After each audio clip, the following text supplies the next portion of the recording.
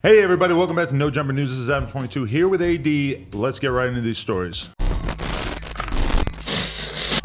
NLE Choppa says he's done with rapping. Biden lyrics and his music, his current path to enlightenment has inspired a lot of people, man, with positive changes. He took to Twitter to let his followers know he's working to spread more positivity in the world and says he's no longer interested in making music inspired by violence. He tweeted, "I don't rap about violence no more. If you hear it from me, it's an old song. I want to spread positivity and wake the people up. I still drop them for y'all though, but just know I'm on to better and I'm trying to grow. I got more to talk about now." In recent weeks, he spoke up about meditation and staying grounded with the earth, explaining how a positive mindset can draw good things to your life. He even launched a spiritual YouTube channel called Awakened Choppa, where he discusses his holistic lifestyle, gardening, and talks about preparing for potential food shortages. He later followed up with a preview to a new song, showing he could rap about subjects that don't have nothing to do with violence. On Twitter, he wrote, "Who can't switch it up? I can rap about more than murder. I'm speaking real from here on out, trying to help the people through life. I'm gonna tell you how to. Positive vibes only. Hashtag NLE." You know, NLE Choppa is somebody who came in the game just talking all this rah, rah, rah, shoot somebody up, etc. talk, but you're starting to see signs, and I mean, he's not even 18 yet,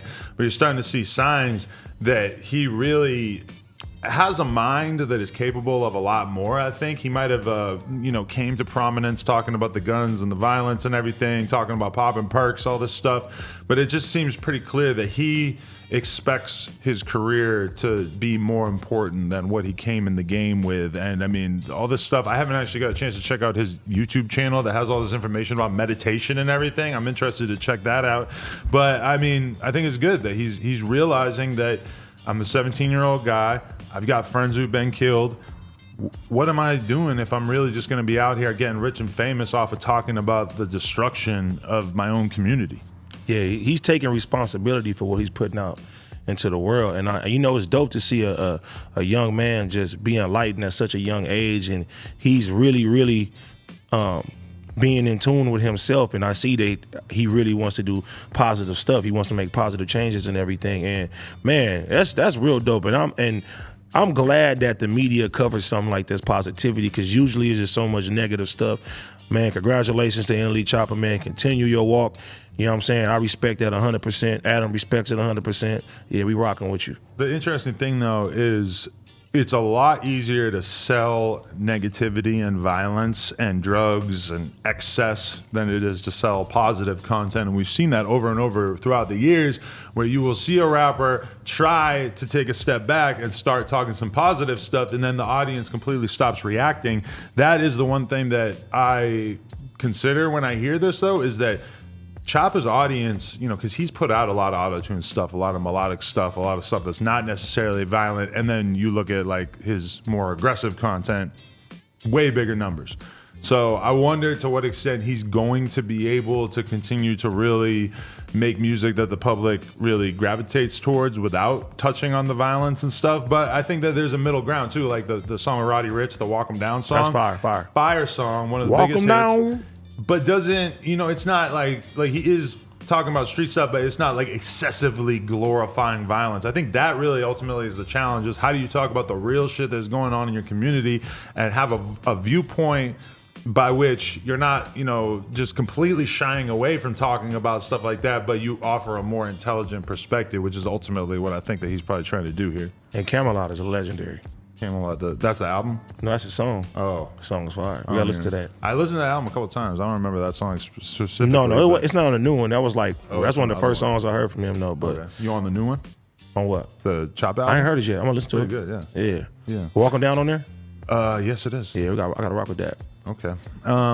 So much love to Choppa, and shout out him for trying to make some positive changes. Okay, last story. So Cardi B and Candace Owens went at each other on Twitter Sunday night after Candace criticized Cardi B's lyrics to her recent song WAP and said that Cardi was dumb and illiterate. Candace tried to blast Cardi for a recent sit-down with Joe Biden, specifically on Cardi's question about what Joe Biden would do about black men dying in America. Candace tweeted a video clip of her interview with Ben Shapiro, writing, "Since most black people didn't have the spine to admit that Ben Shapiro was 100% correct about Cardi B and how her music and platform contributes to the disintegration of black culture and values. Here you go. Cardi B clapped back, saying that Joe Biden took the time to speak with her because she is influential. You want to know why Joe got to talk to me, Candace? Because I have the #1 song, and yet my sister can't go to the beach in the Hamptons without Trump supporters harassing because they were by themselves and Santa Claus was harassing my cis GF, all because they are Afro/Hispanic gay couple. Candace tried to mock Cardi in her response, however. Cardi replied by saying that she feels bad for her, writing, "Yes, you are right. I have the #1 song." Cardi continued, "I have a huge platform and I can make millions go vote and get the man that used you. I don't want to argue with you, Candace. I really don't have the time. I honestly just feel sorry for you." Candace Owens then responded by pointing out Joe Biden's connection to the controversial 1994 crime bill and said that Bernie Sanders and Joe Biden were using Cardi for her platform and audience. Cardi fired back, writing, "And you are encouraging millions to vote for a man who laughs every time a black man gets killed by a cop and tell millions of Americans to drink bleach. Trump didn't even have you talking at the Republican convention. He thinks you're dumb. Massa did you dirty, but you mad at me?" Cardi B then explained how she wants her taxes to fund free education for kids rather than going to the police department. "Use my money on something useful," she said. "Your president uses our tax money to fund his empty campaign runs." After going back and forth on Twitter, Cardi took the feud to Instagram, blasting Trump supporting Candace Owens in a long video rant before ending her night. Cardi continued her rant in a second video, explaining that people don't ultimately hate Donald Trump because of her influence, but explains instead he's proven time after time that he is not a fit president for our country. Okay, YouTubers, we appreciate everybody for tuning in. Do us a favor, like, comment, subscribe, and follow AD